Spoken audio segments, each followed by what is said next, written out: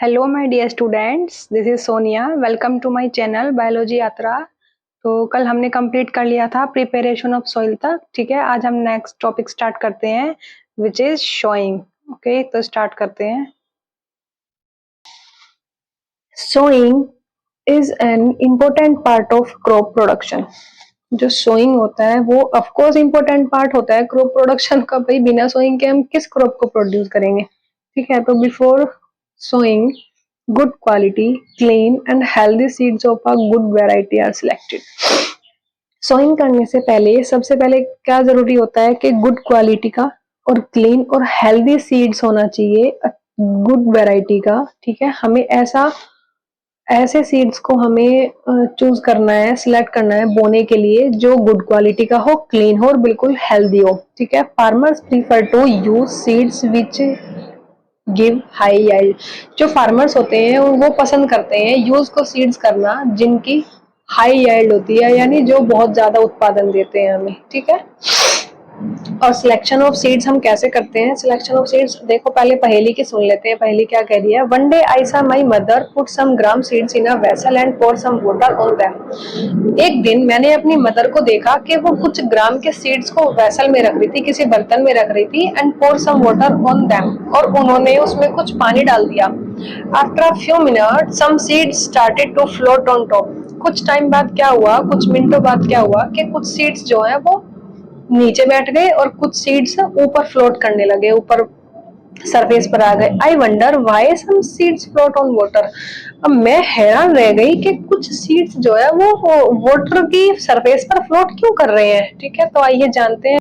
अभी इन्होंने आपको एक एक्टिविटी करने के लिए बोल रखा है, आप भी करके देखना, आपको पता चल जाएगा। Take a beaker and fill half of it with water. आपको एक बीकर लेना है, आप कोई भी बर्तन ले सकते हो, ठीक है, जो आपके घर में हो, और उसको आपको वाटर से फिल कर देना है, हाफ फिल करना है। ठीक है, कोई ग्लास ले लो या फिर कोई बाउल ले लो, आपको उसको हाफ फिल कर देना है वाटर से। And put a handful of wheat seeds and stir well.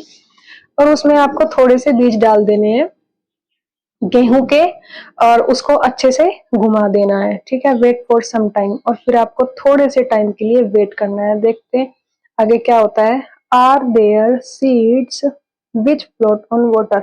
अभी वो आपसे पूछ रहे हैं कि जब आप ये एक्टिविटी कर लोगे तो क्या कोई कुछ सीड्स ऐसे थे जो ऊपर वाटर पे फ्लोट कर रहे थे। तो वुड दोज बी लाइटर और heavier than those which sink. तो वे लाइट होंगे। आपसे पूछा जा रहा है कि जो ऊपर फ्लोट कर रहे हैं वे लाइट हैं या हैवी सीड्स हैं उनसे जो नीचे डूबे हैं। ठीक है, विच सिंक यानी जो नीचे डूबे हुए हैं उनसे जो ऊपर फ्लोट कर रहे हैं, फ्लोटिंग कर रहे हैं, वो लाइट हैं या हैवी हैं। तो why would they B lighter. अगर वे लाइट हैं तो वे क्यों, कैसे होते हैं। देखो रीजन बता रखा है उसमें। Damage seeds become hollow and are thus lighter. जो अंदर से डैमेज्ड सीड्स होते हैं ना, वे अंदर से होलो हो जाते हैं, यानी बिल्कुल खोखले हो जाते हैं। अंदर उसमें कुछ नहीं होता, बस बाहर बाहर की कवरिंग होती है। ठीक है, और जब उसमें अंदर कुछ नहीं होगा तो वे क्या हो जाएंगे, वे बहुत हल्के हो जाएंगे। ठीक है, और इसीलिए जब वो हल्के हो जाएंगे तो वे ऊपर फ्लोट करने लगेंगे सरफेस पर। This is a good method for separating good healthy seeds from the damaged ones. तो ये एक सबसे अच्छा मेथड होता है गुड हेल्दी सीड्स को डैमेज्ड सीड से सेपरेट करने का। ये सबसे बेस्ट मेथड होता है। ठीक है, before sowing one of the important task is to know about the tools used for sowing seeds. अब सोइंग करने से पहले मोस्ट इम्पोर्टेंट काम क्या होता है हमारा, ये जानना, टूल्स के बारे में जानना जो हम सीड्स को बोने के लिए, सीड्स को ग्रो कराने के लिए जो हम यूज करते हैं। ठीक है, तो देखते हैं ट्रेडिशनल टूल कौन से होते हैं। The tool used traditionally for sowing seeds is shaped like a funnel. ठीक है, यानी वो टूल जो ट्रेडिशनल यूज हो रहा है, मतलब जो पुराने समय से यूज होता आ रहा है, ठीक है, सीड्स को शो कराने के लिए, वो कैसा होता है, वो फनल शेप का होता है। देखो आप इस फिगर में देखो, देखो ये रहा फनल शेप। कैसी होती है फनल शेप, होती है ये, आपने देखी होगी, ये होती है फनल शेप। देखी है ना आप सबने, देखो ये रही। ठीक है, ये इसको यहाँ पे रख लेंगे और इसमें बीज डालते रहेंगे और वो सीधी कहाँ तक जा रही है, वो सीधी नीचे सोइल में जा रही है, जहां जहां पे इसको ले जाते जाएंगे वहां वहां पे सीड डलता चला जाएगा। ठीक है, तो the the seeds are filled into the funnel. ठीक है, देखो ये इंसान जो है ये ऊपर से सीड छोड़ रहा है ना इस फनल में। ठीक है, तो सीड्स को पहले फिल किया जाता है इस फनल में एंड पास डाउन थ्रू 2 और 3 पाइप्स हैविंग शार्प एंड्स। ठीक है, और फिर इन बीज को पास डाउन किया जाता है, यानी नीचे पहुंचाया जाता है किसके थ्रू, या तो 2 या फिर 3 पाइप्स होते हैं। ठीक है, और जिनका शार्प एंड होता है, पाइप होते हैं ये, इनका शार्प एंड होता है। इसकी वजह से क्या होता है, these ends pierce into the soil. ये एंड्स जो है ये बिल्कुल सोइल में गड़े होते हैं। ठीक है, soil and place seeds there. और जहां जहां पर ये पाइप जाता जाएगा, पाइप का जो नोक है ये जाती जाएगी, वहां वहां पर सीड आराम से डलता जाएगा, यानी हमारी सीड्स की वेस्टेज नहीं होगी। ठीक, नेक्स्ट देखते हैं सीड ड्रिल। सीड ड्रिल क्या होता है, now a days the seed drill is used for showing with the help of tractors. ठीक है, वो था हमारा ट्रेडिशनल मेथड, अब ये है हमारा मॉडर्न मेथड। आजकल क्या हो रहा है कि सीड ड्रिल को यूज किया जा रहा है ट्रैक्टर की हेल्प से शोइंग करने के लिए, बीजारोपण करने के लिए। This shows the seeds uniformly eight equal distance. ये जो है बोता है सीड्स को बिल्कुल इक्वल डिस्टेंस पे बोता है एंड डेप्थ, और बहुत गहराई से बोता है। It ensure that seeds get covered by the soil after sowing, जिसकी वजह से क्या होता है कि सीड्स जो है आराम से सोइल से कवर हो जाते हैं बोने के बाद। This protect seeds from being eaten by birds. इससे क्या होता है कि हमारे जो सीड्स हमने शो कराए हैं वो बर्ड्स के खाने से बच जाते हैं, वो प्रोटेक्ट रहते हैं। जब वो डीपली बोए जाएंगे, वो जब सोइल से कवर हो जाएंगे वो बीज, तो बर्ड्स को दिखाई नहीं देंगे। ठीक है, अब बर्ड्स तो है भैया अपने खाने के लिए कुछ ना कुछ ढूंढता रहता है ना, तो अगर बीज उसके ऊपर पड़े दिखाई देंगे तो वो तो खा ही जाएगा। इसीलिए क्या होता है कि सोइल अच्छे से कवर की जाए सीड्स पे, इसीलिए इसको सीड ड्रिल को यूज किया जाता है। Showing by using a seed drill saves time and labour. अब इस सीड ड्रिल से जो हम शोइंग करते हैं उसकी वजह से क्या होता है कि हमारा टाइम भी बच जाता है और हमारी ज्यादा मेहनत भी नहीं होती है। बूजो की बात सुनते हैं, क्या कह रहा है। There is a nursery near my school. एक नर्सरी है मेरे स्कूल के पास and I found that little plants were kept in small bags. और मैंने ये देखा है कि उसमें छोटे छोटे प्लांट्स को छोटे छोटे बैग्स में रखा जाता है। तो why are they kept like this, तो उनको इस तरह से क्यों रखा जाता है। ठीक है, अभी पहली देखो क्या कर रही है। Seeds of a few plants such as paddy are first grown in a nursery. आप सबने देखा ही होगा, जैसे चावल की खेती जो हम कराते हैं उसके हम जब हम अपने खेत में बोते हैं उनको, तो हम उनके प्लांट्स लगाते हैं, हम उसके बीज नहीं ग्रो कराते। तो ये इसी के बारे में बता रहे हैं कि seeds of a few plants such as paddy, जो धान होती है, जो चावल की खेती होती है, उसके कुछ प्लांट्स जो है वो पहले कहाँ ग्रो कराए जाते हैं, वो पहले किसी नर्सरी में ग्रो कराए जाते हैं। When they grow into seedlings, और जब वे सीडलिंग्स में ग्रो कर जाते हैं तो उनको ट्रांसप्लांट कर दिया जाता है फिर फील्ड में। ठीक है, फिर उनको वहां नर्सरी से हटा के उनको खेत में बो दिया जाता है, खेत में लगा दिया जाता है। Some forest plant and flowering plants are also grown in the nursery. कुछ फॉरेस्ट के प्लांट्स भी और कुछ फ्लावरिंग प्लांट्स को भी हम नर्सरी में ग्रो कराते हैं पहले। Appropriate distance between the seeds is necessary to avoid overcrowding of plants.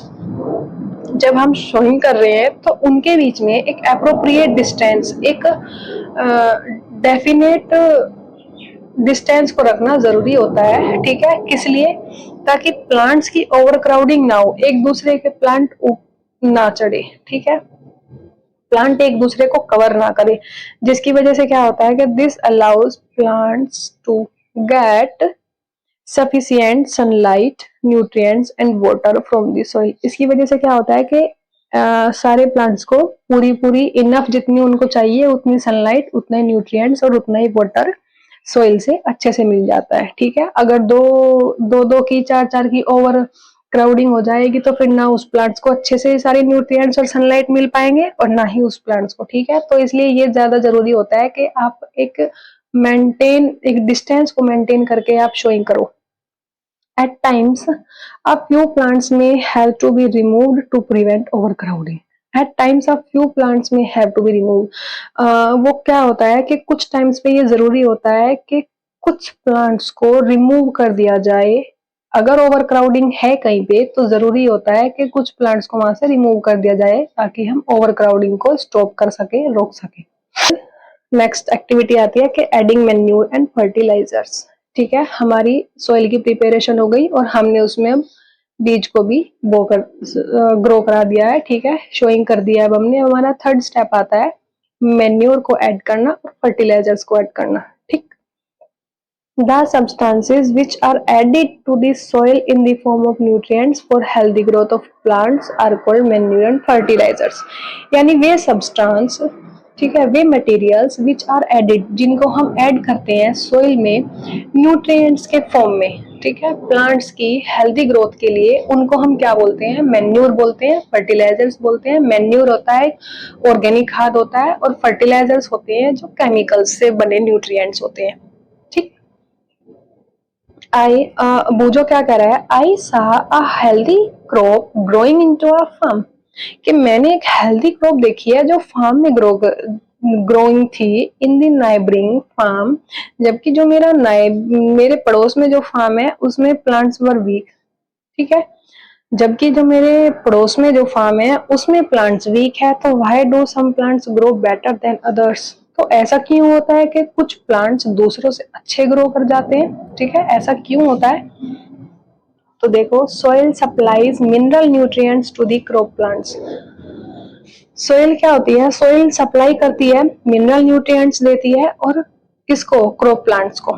ठीक है, सोइल से ही तो मिलता है, वाटर मिलता है, मिनरल न्यूट्रिएंट्स मिलते हैं। ठीक है, वो सोइल सप्लाई करती है प्लांट्स को। तो these nutrients are essential for the growth of plants. और ये जो न्यूट्रिएंट्स हैं ये इंपॉर्टेंट होते हैं, ये जरूरी होते हैं प्लांट्स के ग्रोथ के लिए। In certain areas farmers grow crop after crop in the same field. कुछ एरियाज में क्या होता है कि फार्मर जो है क्रॉप को ग्रो कराते हैं after crop in the same field, यानी कुछ फार्मर्स क्या करते हैं कि एक ही फील्ड में सेम क्रॉप को ग्रो कराते रहते हैं, बार बार एक ही क्रॉप को ग्रो कराते रहेंगे। तो जिसकी वजह से क्या होता है कि the field is never left uncultivated और फैलो। ठीक है, जिसकी वजह से खेत कभी भी खाली नहीं रहता है। ठीक है, तो imagine what happens to the nutrients. तो सोचो, जब खेत कभी खाली नहीं रहेगा, हमेशा सोइल से न्यूट्रिएंट्स प्लांट्स तक जाते रहेंगे, तो ऑफ कोर्स उसमें न्यूट्रिएंट्स की कमी तो हो ही जाएगी ना उस सोइल में। तो उसके लिए क्या कराया जाता है? तो continuous cultivation of crops makes the soil poor in nutrients. उसकी वजह से क्या होगा कि जब हम क्रॉप का कंटिन्यूअस कल्टीवेशन करते हैं, जब हम किसी फसल की लगातार खेती करते रहते हैं, तो उसकी वजह से सोइल जो है न्यूट्रिएंट्स में पुअर हो जाती है, यानी न्यूट्रिएंट्स उसमें कम रह जाते हैं। Therefore, farmers have to add manure to the fields to replenish the soil with nutrients। इसीलिए फार्मर्स को मैन्योर को ऐड करना जरूरी हो जाता है फील्ड्स में, टू रेप्लेनाइज द सॉइल। ठीक है, सॉइल को दोबारा से फुलफिल करने के लिए, किससे? With the nutrients. ठीक है, this process is called manuring. इसी प्रोसेस को हम क्या बोलते हैं? मैन्यूरिंग बोलते हैं। एंड इम्प्रॉपर और insufficient manuring results in weak plants.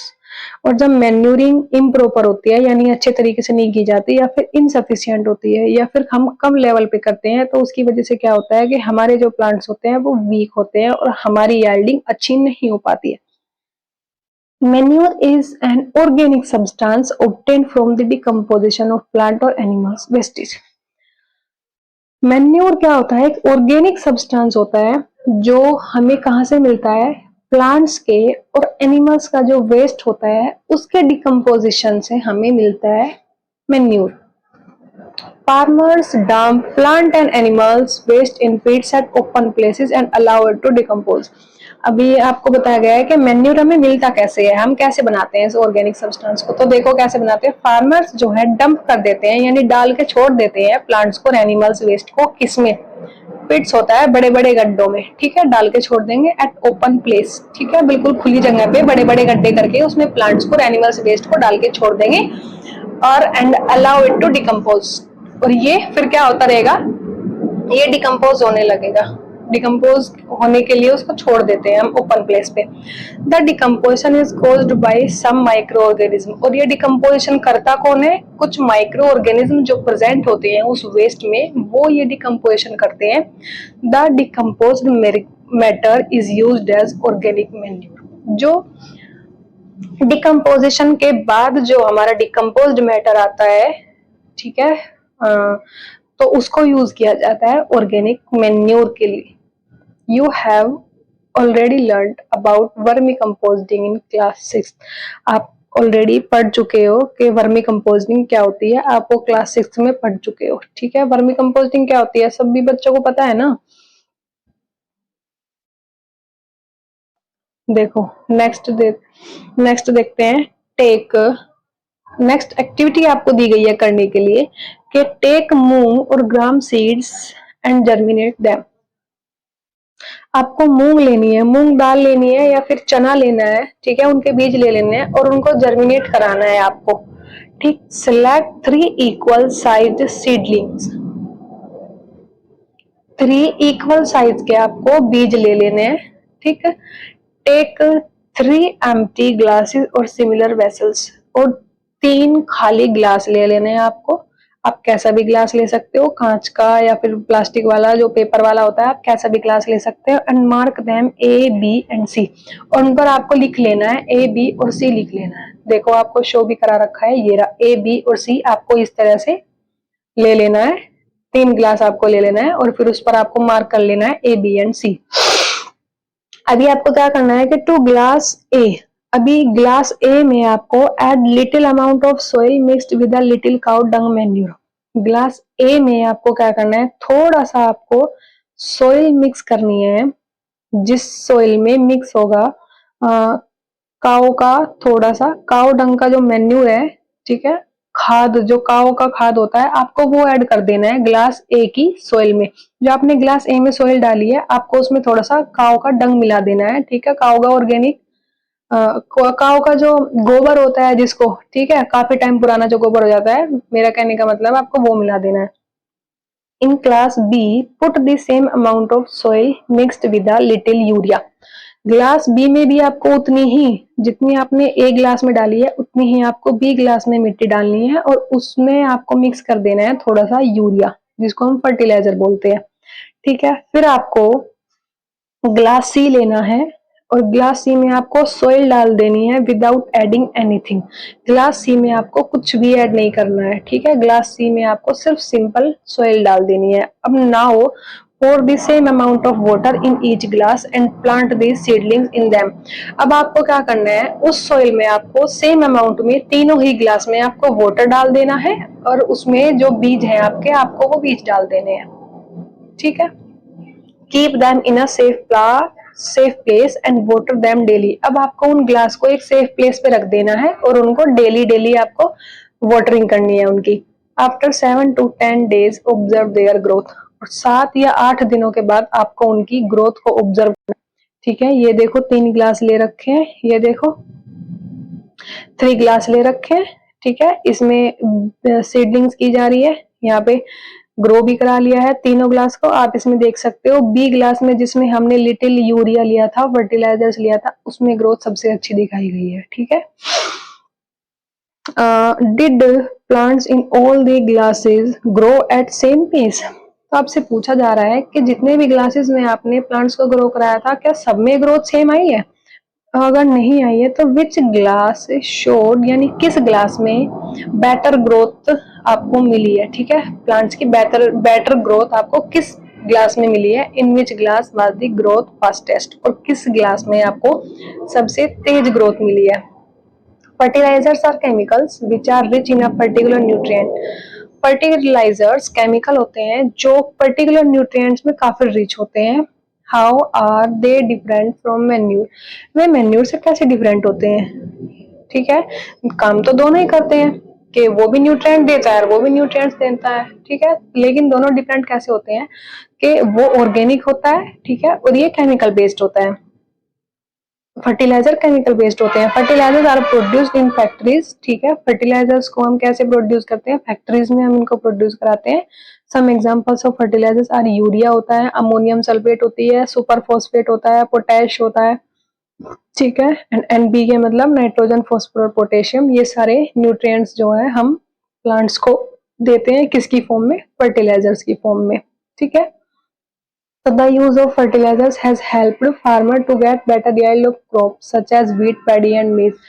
तो ये फर्टिलाइजर्स के यूज से क्या होता है कि फार्मर को हेल्प मिल जाती है बहुत अच्छी ग्रो कराने के लिए, ठीक है, उसको एक भारी मात्रा में क्रॉप का प्रोडक्शन होता है, जैसे व्हीट है, पैडी है, ठीक है, धान और मक्का।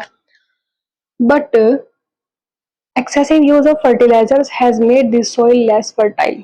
बट क्या होता है कि अगर हम फर्टिलाइजर्स को बहुत ज्यादा मात्रा में हम उसका यूज करते हैं तो उसकी वजह से हमारी सोइल जो है वो कम फर्टाइल हो सकती है, ठीक है, यानी उसकी यील्डिंग कम हो सकती है। तो fertilizers have also become a source of water pollution, और फर्टिलाइजर भी हमारा क्या बन सकता है, एक वाटर पोल्यूशन का एक सोर्स बन सकता है। Therefore,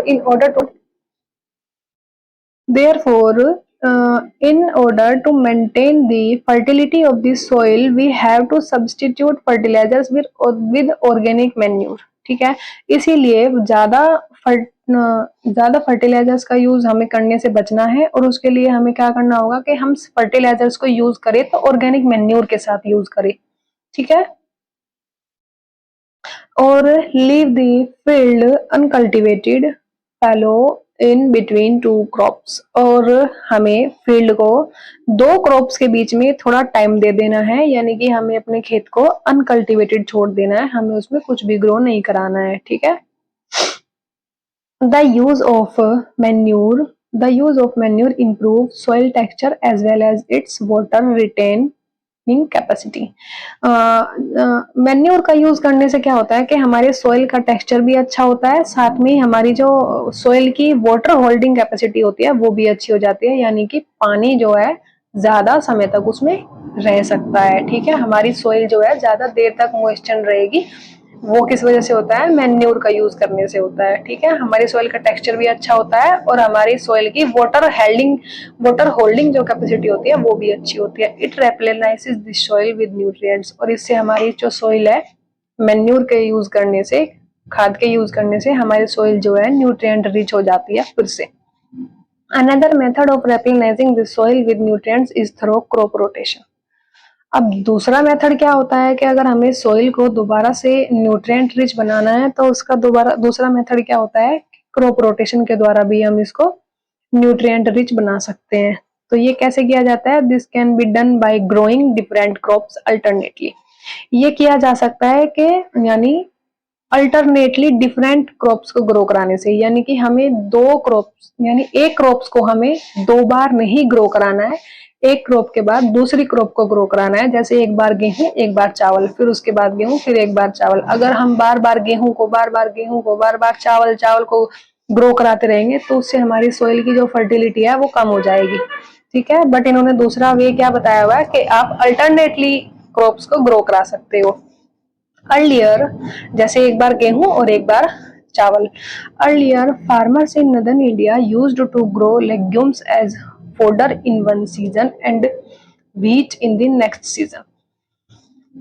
क्या होता है कि पहले क्या होता था कि नॉर्दर्न इंडिया में फार्मर्स जो है वो लेग्यूम्स ग्रो कराते थे। लेग्यूम्स में आती है हमारी पल्सेस, दालें वगैरह जो होती हैं, ठीक है, उसको एज अ फोडर, चारे के लिए उसको हम ग्रो कराते थे नदर्न इंडिया में एक सीजन में, और दूसरे सीजन नेक्स्ट सीजन में क्या करते थे, गेहूं को ग्रो कराते थे, ठीक है। तो इससे क्या होता था, this helped in the replenish of the soil with nitrogen. इससे हमारी सॉइल जो है वो बिल्कुल नाइट्रोजन से बिल्कुल फुलफिल हो जाती थी। Farmers are being encourage to adopt this practice.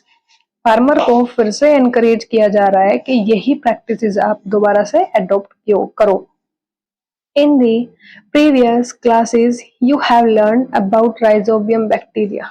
ठीक है, आपने प्रीवियस क्लासेस में ये पढ़ा भी है कि राइजोबियम बैक्टीरिया क्या होता है। राइजोबियम बैक्टीरिया ही रेस्पॉन्सिबल होता है नाइट्रोजन फिक्सिंग के लिए लेग्यूमिनस प्लांट्स में।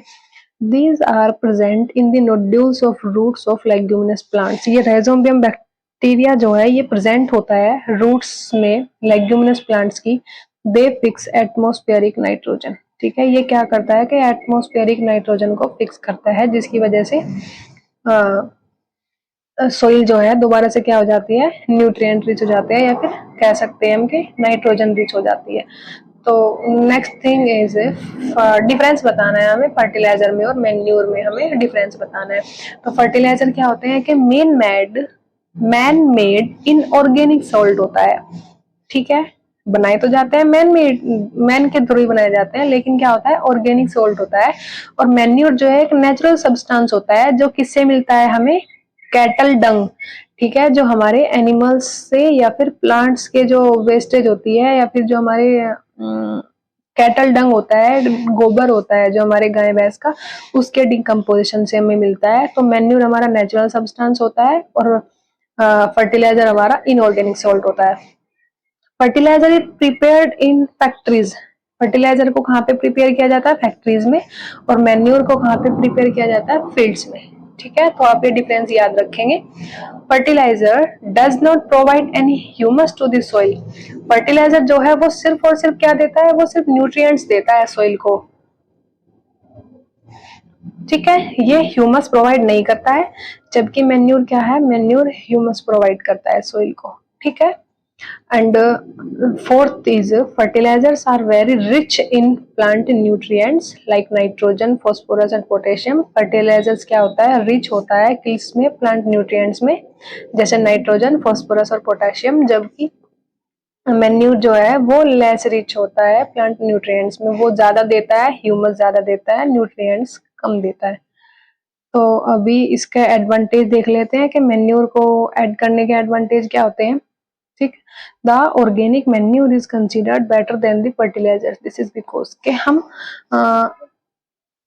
ऑर्गेनिक मैन्यूर को हम ज्यादा अच्छा समझते हैं फर्टिलाइजर से।